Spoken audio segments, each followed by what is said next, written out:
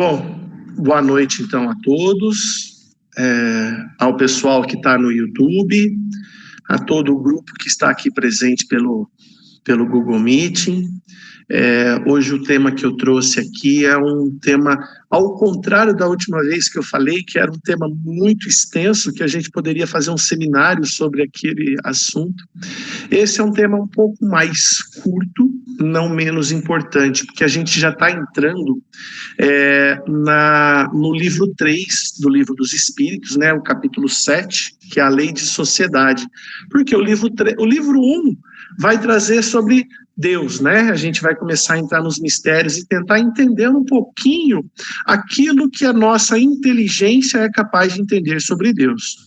No livro 2, aquilo que é mais próximo da gente, que é os espíritos, é o mundo espiritual. E agora no livro 3 vai entrar sobre as leis morais. E aí vai falar sobre a lei de trabalho, a lei de destruição, a lei de progresso. E eu peguei aqui o capítulo 7, que é a lei de sociedade, e tem várias outras coisas bacanas para a gente fuçar, tá? Então, vamos trocar o capítulo 7 do terceiro livro, a lei de sociedade, tá? Então, basicamente, nós vamos falar sobre 3 itens quando a gente fala de lei da sociedade. A gente vai falar sobre a necessidade da vida social, né? Ou seja, precisa mesmo viver em sociedade, ainda mais agora nessa época de pandemia, que todo mundo está convidando que a gente faça um isolamento inverso. Mas a tecnologia não permite que a gente se isole, né? Muito pelo contrário. A tecnologia, se utilizada para o bem, ela faz com que nós nos aproximemos. Então, por isso que a gente precisa tomar muito cuidado com a tecnologia, porque assim como uma faca, a gente pode usar ela para cortar o queijo, a gente pode usar ela para agredir uma pessoa, né? Então, a tecnologia é similar. A tecnologia, neste momento de isolamento, faz com que a gente se aproxime. Olha só que gostoso estarmos aqui nesse momento. Então, a gente precisa realmente da vida social ou não, né? Então, esse capítulo vai abordar sobre isso. O outro ponto é sobre a vida de isolamento. Por que posso viver em isolamento? Não posso viver em isolamento?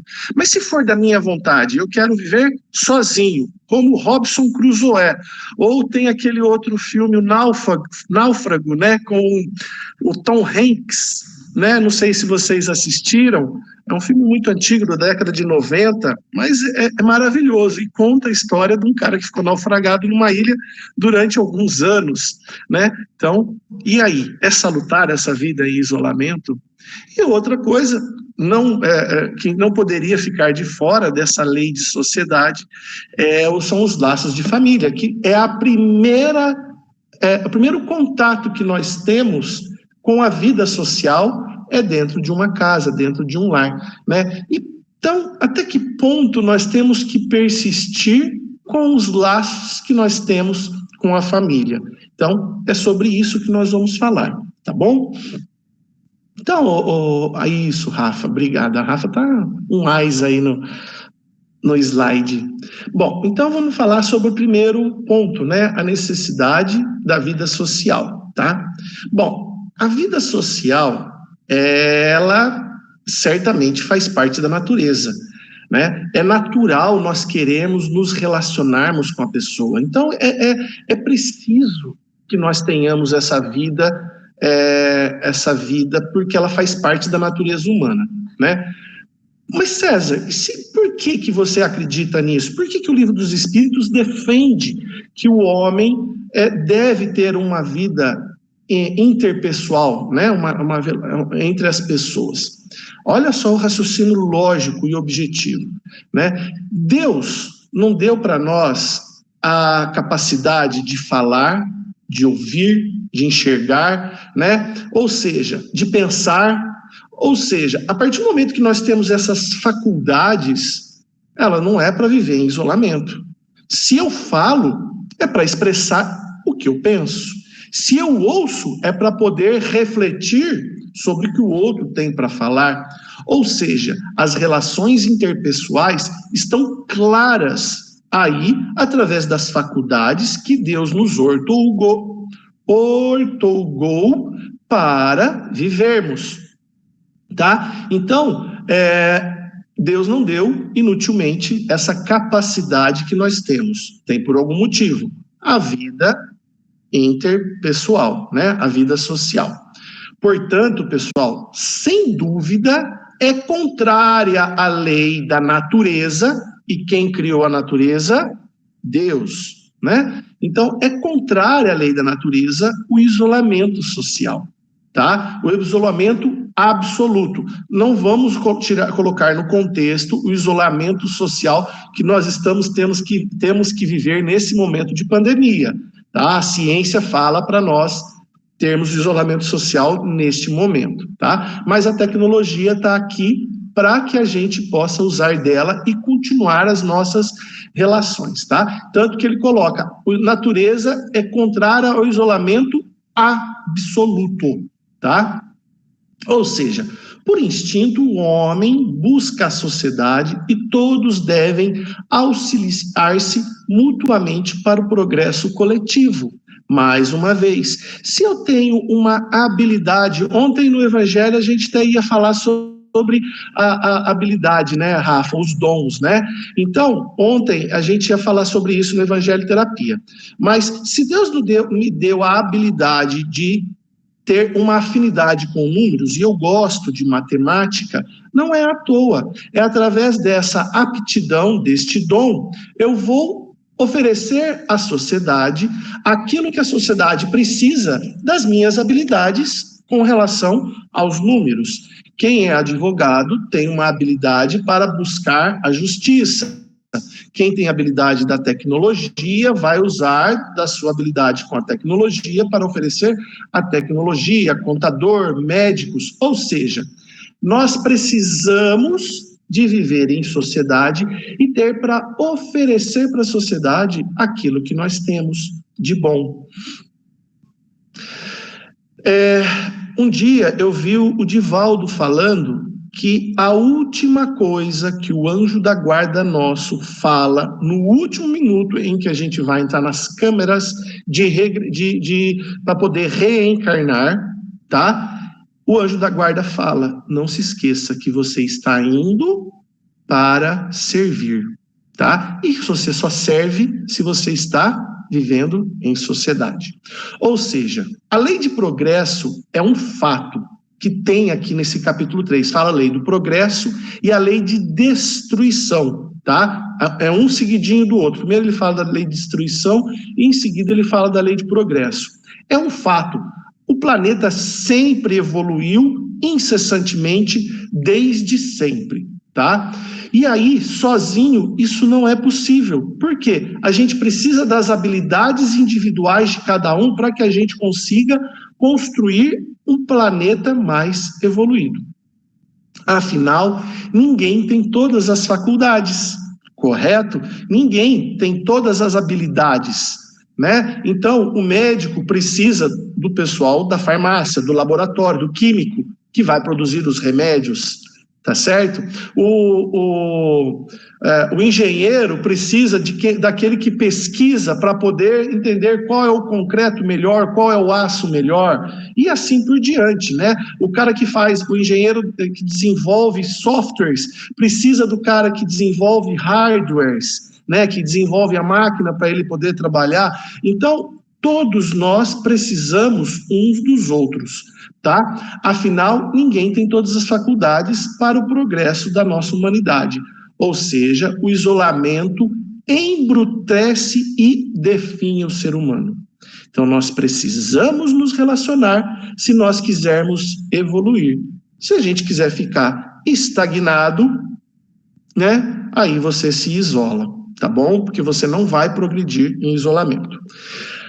O próximo item aqui que eu queria trazer sobre a lei do isolamento, porque é estranho conceber que, sendo o isolamento absoluto, né, seja vontade do homem, por que condenável a sua escolha? Olha só, tá? Ou seja, olha bem a pergunta, tá? Se é de minha vontade, tá, o isolamento, e o isolamento e as minhas escolhas é o meu livre-arbítrio, e o livre-arbítrio é algo que a natureza permite? Olha só, vocês entenderam? Então, se o livre-arbítrio é algo da natureza, Deus permite que eu tenha livre-arbítrio, e eu, pela minha própria vontade, eu quero me isolar, por que que isso é condenável? Por que que isso é contra as leis de Deus?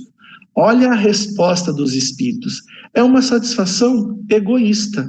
Você pode se isolar, mas você está sendo egoísta. Saibamos como muitos se satisfazem com a embriaguez ou com o uso de entorpecentes, né? E nem por isso merece a nossa aprovação. Então, a pessoa quer se embriagar, a pessoa quer se drogar, quer fazer coisas ilícitas, né? Isso, quer roubar? Pode, tá? Mas isso não agrada a Deus, isso é contrário às leis de Deus. O isolamento entra na mesma esfera, tá? Outra coisa é que a gente precisa refletir, tá? Eu uso muito esse exemplo. Imagine só uma festa de aniversário de uma pessoa do qual eu tenho muito carinho. E a pessoa me convida. Agora nós estamos em isolamento social, mas vamos voltar no tempo, há 2 anos atrás. A pessoa me convida. Só que essa pessoa também tem um relacionamento com uma outra pessoa que eu não gosto, que eu não tolero. Eu deixo de ir nessa festa de aniversário da pessoa do qual eu tenho um carinho grande, porque chegando lá eu vou encontrar cicrano, né? Isso é um egoísmo, tá? Eu não vou na festa porque eu vou encontrar. Isso é errado, tá? Segundo a ideia de Deus. A gente vive para poder nos relacionarmos. Cada vez que surgem oportunidades de nós podermos corrigir velhos erros, tá? Então, a gente precisa tomar muito cuidado quando a gente se isola e deixa de fazer alguma coisa por conta de não ter afinidade com determinadas pessoas, tá? Todos que pensam em viver em reclusão para fugir dos contatos perniciosos do mundo é um duplo egoísmo. Ou seja, a historinha que eu contei da festa. Não é egoísmo, é um duplo egoísmo. Quem está falando isso é o César? Não, está lá no Livro dos Espíritos. Eu só endosso, eu concordo.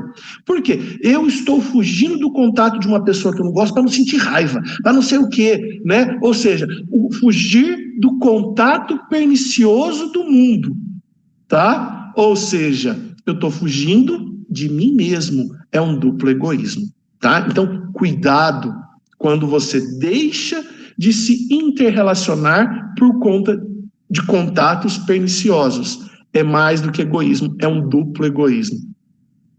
Mesmo que o isolamento tenha por objetivo uma expiação penosa, é egoísmo, pois fazer um bem maior que o mal que se tenha feito é a melhor expiação. Evitando um mal, cai em outro, pois se esquece da lei de amor e caridade. Gente, essa colocação é incrível. Por exemplo, eu vou me isolar, porque vai ser uma expiação, é um ano sabático. Eu vou viver numa ilha sozinho, porque eu estou precisando. É uma coisa, tá? Tudo bem. Mas a partir do momento em que eu vou fazer um isolamento, isso um ano, um tempo, um período, tá? Você se encontrar como Paulo de Tarso fez quando ele saiu, quando ele foi no isolamento no deserto. Ele ficou 10 anos isolado. Foi um período, ou 5 anos, acho que foram 5 ou 6 anos que ele ficou isolado. Foi um período em que ele foi colocar as suas ideias em ordem, tá? Mas quando você se isola por conta de fugir das tendências maliciosas do mundo, e aí por conta do seu egoísmo, e você não quer mais contato com nada e com ninguém, porque você se revolta com a situação, você não está fazendo o mal, tá? Porque você se isolou. Então você não está fazendo mal. Você não está entrando em contato com ninguém. Mas você também não está fazendo o bem. E aí é um egoísmo. Por quê? Aí ele coloca, é egoísmo, pois fazer um bem maior que o mal que se tenha feito é a melhor expiação. Ou seja, você enfrentar aquela situação, daquele mal que você poderia ter contato com alguém, ódio, raiva, revolta, sei lá o quê, e contra o sistema. Eu não concordo com o sistema capitalista, eu não concordo com o sistema socialista, eu não concordo com o comunismo. E aí você se isola por conta disso, você não faz um bem. Você não vai estar fazendo mal, mas você também não está fazendo bem. Essa omissão, evitando um mal, cai em outro mal, pois se esquece da lei de amor e caridade. Então nós precisamos enfrentar essas dificuldades, enfrentar este velho eu, estas velhas paixões, né? Que é a raiva, o ódio, a angústia, né? O egoísmo, né? Enfrentar tudo isso, porque existe uma lei maior, que é a lei de amor e caridade, do que gerar o isolamento. Tá bom? No próximo slide, eu trouxe assim, olha, muito diferente daquele que foge para regiões longínquas, tá? Para se voltarem a socorrer aqueles que estão em situação de vulnerabilidade, como os médicos sem fronteiras. Então, eu vivo aqui no Brasil, eu sou um médico, eu sou enfermeiro, e aí eu me isolo da minha família, eu me isolo da sociedade em que eu vivo e vou para a África. Por exemplo, trabalhar com os médicos sem fronteiras. Por quê? Eu estou indo para regiões longínquas para poder socorrer pessoas que estão numa situação de vulnerabilidade. Bom, isso é o que a Madre Teresa de Calcutá fez, por exemplo, foi para a Índia, né? Foi para Calcutá, na Índia. Esse que sai da sua sociedade e vai para um outro lugar, ele tem um duplo mérito, né? Porque eles se colocam em trabalhar para o próximo acima dos gozos materiais que ele poderia ter aqui, como os Médicos Sem Fronteiras, como Madre Teresa de Calcutá, que saiu acho que ela era polonesa, né? Ou algo Ucrânia, alguma coisa assim, e foi para a Índia, tá? Outra coisa importante é quando se procura no retiro uma tranquilidade exigida por certos tipos de trabalho. Isso não se trata de retiro absoluto ou egoísta. Eles não se isolam da sociedade, uma vez que trabalham para ela. Exemplo, um escritor. Então, o cara é escritor, ele fica lá um ano sabático num sítio, numa fazenda, em algum lugar, porque ele quer fazer um estudo. Kardec fez isso. No Evangelho segundo o Espiritismo, Kardec ele se isolou da sociedade, né, para poder escrever o Evangelho segundo o Espiritismo. E aí chegavam as cartas para ele, né? Era onde ele tinha os maiores contatos com o Espírito de verdade, tá? E quem não sabe quem é o Espírito de verdade, pega o Evangelho, na abertura, antes da introdução, tá lá uma mensagem linda, maravilhosa do Espírito de verdade. E aí vocês vão chegar à conclusão de quem é, tá bom? Então, foi os maiores contatos de Kardec com o Espírito de verdade foi no isolamento, e gerou um fruto, tá? Então, é diferente, né? Às vezes, quando eu estou enroscado aqui no Evangelho, quando eu estou aqui enroscado em algum projeto, eu saio daqui de casa, vou lá no meu escritório, me tranco, fico lá o dia inteiro, até esqueço de comer, porque para poder me concentrar e gerar o fruto, que é o meu projeto, tá? Então, ao contrário do voto de silêncio, tá? O voto de silêncio que muitas seitas, muitas religiões pregam, não é condizente com as leis divinas, tá? Uma vez que a palavra é uma faculdade natural. Deus condena o abuso. Deus condena o abuso de falar, né? E não o uso das faculdades que ortogou, né? Então, o voto de silêncio não leva a nada. Tá? O que é condenável é o abuso em falar, mas o falar de forma equilibrada é condizente. Entretanto, o silêncio é útil, pois é no silêncio que se põe as práticas de recolhimento, as orações, né? Tem o seu. Então, o espírito, quando você medita, né? É o silêncio. O espírito se torna mais livre e pode entrar em comunicação conosco. Por quê? O livro dos espíritos. Então, eles estão trazendo essa informação. Mas o voto de silêncio é uma tolice, tá bom? Procuremos, então, entender verdadeiramente as leis de Deus. Como? Instruí-vos, né? Kardec falava isso. A lei de amor, fora da caridade, não há salvação. A lei de amor está aí. Porém, espíritas, instruí-vos, né? Agora, eu falei sobre o isolamento, né? Falei sobre a necessidade da vida social, e agora o terceiro item, sobre os laços de família, tá?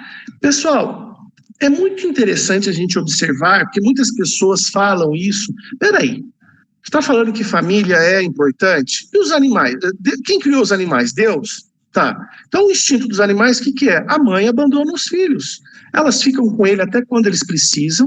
Depois de um determinado tempo, seja pássaro, seja mamífero, seja... não importa, fica um tempo com os filhotes, e depois eles abandonam, tá? Então, por que eu não posso fazer a mesma coisa? Isso ocorre porque os animais vivem a vida material e não a vida moral, tá? Então, a gente não pode querer se comparar com os animais em tudo. Muitas coisas os animais ensinam pra gente, tá? Por exemplo, o amor incondicional, tá? Os petzinhos, quando a gente tem um pet em casa, é incrível, né? O amor que eles têm por nós, né? É um amor incondicional. Eles têm muita coisa, tá? Mas eles têm uma vida muito material, não moral, como nós temos. Porém, a ternura da mãe pelos filhos tem por princípio um instinto de conservação da espécie a quem ela deu à luz. Quando os filhos podem cuidar-se de si mesmo, ela está com a sua tarefa concluída. Nada mais lhe é exigido como mãe. Por isso que ela abandona para poder se ocupar em nova prole, com os próximos seres que virão, tá? Então, é muito claro, tá, que os animais abandonam os seus filhotes por conta disso, tá? Não somos animais, somos seres humanos. Portanto, o abandono dos filhos por parte do homem tem um instinto diferente do dos animais. Não é correto abandonar a sua prole. Não devemos nos comparar aos animais, tá? Neste ponto. No homem, há algo além da necessidade física, tá? No homem, há a necessidade do progresso, né? Os laços de família estreitam esses laços sociais. Afinal, é o primeiro contato nosso com a sociedade. Eis porque os laços de família são uma lei da natureza. É fundamental nós preservarmos pela lei da natureza, que é os laços de família. Deus quis dessa forma que os homens aprendessem a amar como os irmãos. Aí tem algumas pessoas que falam, mas Jesus perguntou, quando um dia que ele estava lá pegando o seu evangelho no lar, estava cheio de gente em volta, e aí, quem é a minha mãe, quem é meu irmão, e quem é a minha irmã? Né? Em verdade, eu vos digo que todos aqueles que fazem a vontade de meu Pai é a minha mãe, é o meu irmão, é a minha irmã. É que nesse momento, né, Jesus quis ampliar os laços de família, tá? Não quebrar os laços que já existiam, tá bom? Então, é muito importante não deturparmos o que Jesus disse, tá? Para a sociedade, o resultado do relaxamento dos laços de família seria uma recrudescência do egoísmo, ou seja, um aumento do egoísmo, tá? Ou seja, nós devemos aumentar cada vez mais os laços de família. Quando nós perdemos o contato da nossa família, é uma recrudescência do egoísmo. O que é recrudescência? Aumento maior ainda. É mais ou menos isso que está no dicionário, tá? É um superlativo do aumento, recrudescência, tá bom? do egoísmo. Então a gente precisa tomar muito cuidado quando a gente não insiste nos laços familiares, porque nós estamos nos isolando no egoísmo. E se aquele parente é difícil? Paciência, né? Paciência, tá? Eu até coloquei aqui, eu não lembrava que eu tinha colocado isso. Olha aqui o próximo slide, o Rafa, em que em Mateus capítulo 12, do versículo 46 ao 50. Eu juro mesmo, eu tinha esquecido que eu tinha posto isso. Então, tendo vindo para casa, reuniu-se aí tão grande multidão que eles nem sequer podiam fazer a sua refeição. Sabendo disso, vieram seus parentes para apoderarem dele, pois diziam que perdera o espírito. Por quê? Por que diziam que Jesus tinha perdido o espírito? Porque Jesus trazia ideias novas, revolucionárias. Toda vez que alguém vem e traz algo diferente daquilo que nós estamos acostumados, tira a gente da zona de conforto. E parecia que ele estava insano, né? Mas não era. Era porque essas ideias eram muito inovadoras, né? Por exemplo, naquela época, as pessoas tinham a necessidade de defender o orgulho. E Jesus combateu o orgulho em todos os momentos. Então, por isso que parecia que ele perdera o espírito. Entretanto, tendo vindo sua mãe, seus irmãos, e conservando-se do lado de fora, porque não conseguiam entrar, porque a casa estava muito cheia, mandaram chamar.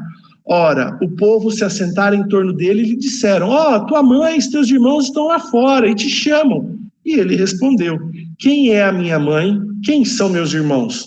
Parece que Jesus está sendo... O Velho Testamento fala, né, que nós temos o cuidado de cuidar dos nossos pais, né, que a gente está entre os 10 mandamentos. E aí, perpassando o olho de todos que estavam em volta, ele disse: eis aqui a minha mãe e os meus irmãos, pois todo aquele que faz a vontade de Deus, esse é o meu irmão, minha irmã e a minha mãe. Que Jesus quis aumentar os laços de família. É fundamental a gente ter essa consciência disso, tá? E aí chega na parte mais gostosa, o próximo slide que eu gosto de trazer para o pessoal quando eu falo sobre esse assunto, né? Pessoal, tem mais um, mais um aí, Rafa. Isso, mais um ainda, que é lá de cima.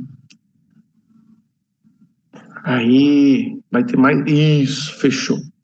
Assim, se nós falharmos a nossa missão com relação aos laços de família, tá? Que tanto Jesus fala, tanto Kardec no livro traz pelo Livro dos Espíritos, a reencarnação nos ensina que devemos retornar na mesma missão, e talvez em situação mais deplorável. Ou seja, se nós temos alguém na nossa família com uma situação que é difícil de lidar, pode ter certeza que se a gente falhar dessa vez, na próxima vez a situação vai ser mais, a palavra que se usa, deplorável, vai ser mais difícil, mais complicado. Aí um dia eu estava falando sobre esse assunto, acho que o Gabriel estava junto, eu falei assim, olha, se vocês são 2 sócios numa empresa, e o Gabriel estava junto, vocês são 2 sócios numa empresa, e aí um briga com o outro, você me roubou, você me passou para trás, tal, e briga pro resto da vida. Numa próxima reencarnação, vem como irmão. Opa, como irmão vocês vão se acertar. Aí vem como irmão, briga, e chega um determinado momento, briga por causa de dinheiro de novo. Um empresta dinheiro pro outro, briga, puf, se separou. Na próxima vida, o que vai ser? Mãe e filho, ou filha, porque os laços de mãe com filho são mais fortes. Então eram sócios, eram só amigos. Vieram como irmãos, não foi suficiente. Vieram como mãe e filho, e filha, né? Pai, sei lá. Não deu certo, viraram a cara, não deu certo. Aí ainda comentei, na próxima, o que eles vão vir? Gêmeos siameses. Já pensou como é que... Gente, né, a palavra que os espíritos usam é numa situação mais deplorável. Olha só a situação que pode chegar. Então, vamos aproveitar a situação no momento que está sendo oferecido para não catalisar os problemas, tá? E se hoje já me encontro numa situação deplorável, é possível que já tenhamos falhado em outras vidas e já estamos numa situação deplorável, de miséria financeira, de miséria espiritual, né? E aí? Vou falhar novamente? O que vem pela frente se eu falhar? Se eu já estou numa situação deplorável com esses laços familiares, o que vem pela frente? Pode ser um problema maior. E aí, pessoal, quando a gente descobre que a vida é uma escola, né? A gente tem essa máxima, a vida é uma escola. E quando a gente descobre que as nossas relações interfamiliares não é uma escola, e sim uma universidade de reforma íntima, os espíritas adoram falar de reforma íntima, né? Não, vou começar minha reforma íntima esse ano, essa semana, esse mês. Mas a reforma íntima começa dentro da família. Quando a gente descobre que a nossa família é a maior universidade da vida, é a chance da gente se transformar um doutor, puxa, isso cai a ficha, tá? Por exemplo, normalmente os natais passam aqui na minha casa, a família minha é bem grande, né? E normalmente passava antes na casa da minha mãe, aí quando minha mãe morreu, a gente começou a se juntar mais aqui na minha casa, tá? E junta bastante gente, às vezes até 40, 50 pessoas, que é uma família bem grande. Puxa, é uma oportunidade para você se exercitar, né? Sempre tem aquele que fala, o pavê é para comer ou para beber? Nossa, todo ano a mesma piada. É para comer, é para ver ou é para comer, né? É a mesma piada. Ai, não suporto o tio tal, né? O que faz a gracinha. Aí a gente começa a perceber que isso são oportunidades que a vida nos oferece. Quais são essas oportunidades? Então, é alguém naquele tumulto de gente que fala demais?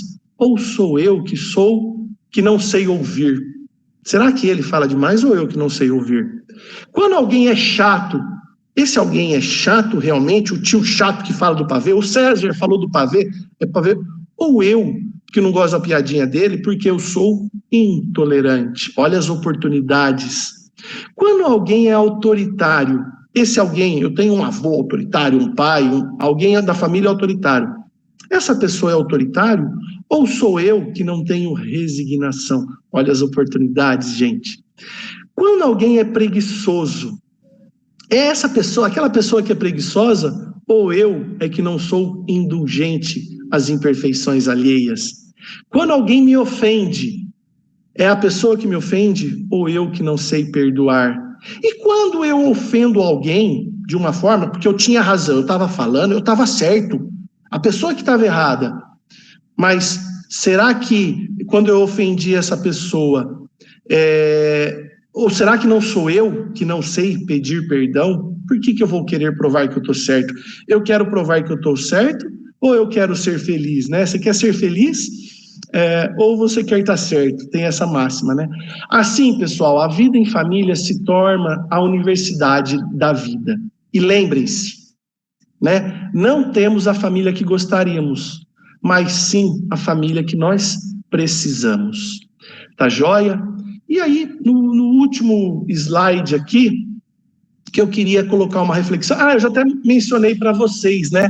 Dos 10 mandamentos, tá? Dos 10 mandamentos, 2 estão diretamente ligados à família, da nossa vida social, tá? O quarto, que é honrai pai e mãe, né? Vosso pai e vossa mãe, a fim de viverdes longo tempo na terra que o Senhor, vosso Deus, vos dará. Não se esqueça que os 10 mandamentos é uma lei vinda direta de Deus, tá? E não cometeis adultério. Não existe uma família, um lar estabelecido em que haja traição, né? E aí eu estendo isso, marido, mulher, mas a traição entre preceitos, esse tipo de coisa. Então a gente não pode, né? É claro, outra coisa que é muito importante para que a gente tenha uma família, estabeleça uma família equilibrada, né?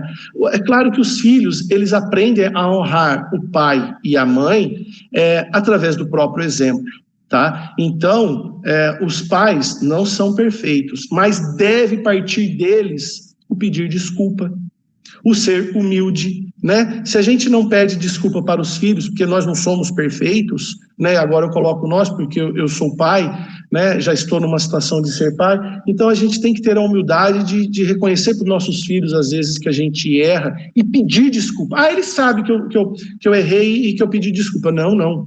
Você tem que pedir, tá? E assim, os filhos não aceitam só palavras, né? Eles aceitam, sim, os exemplos, tá? Eu gosto sempre de usar essa frase, que a frase mais errada do mundo é que o exemplo, a melhor forma de se educar é o exemplo. Eu não concordo com essa frase, que a melhor forma de se educar é o exemplo. Eu prefiro a frase, a única forma de se educar é pelo exemplo. Então, a gente tem uma responsabilidade muito grande para manter esses laços familiares cada vez mais apertados. Pessoal, era isso. Ó, eu falei para você que hoje era mais curtinha, outra vez eu fiquei um longo tempo aí, extrapolei o tempo, mas é isso. Esse material está disponível aí para vocês. Eu passei para a Dani, para a Rafa, se alguém quiser, é só pedir aí. Perguntas? Posso esclarecer alguma coisa que ficou oculta?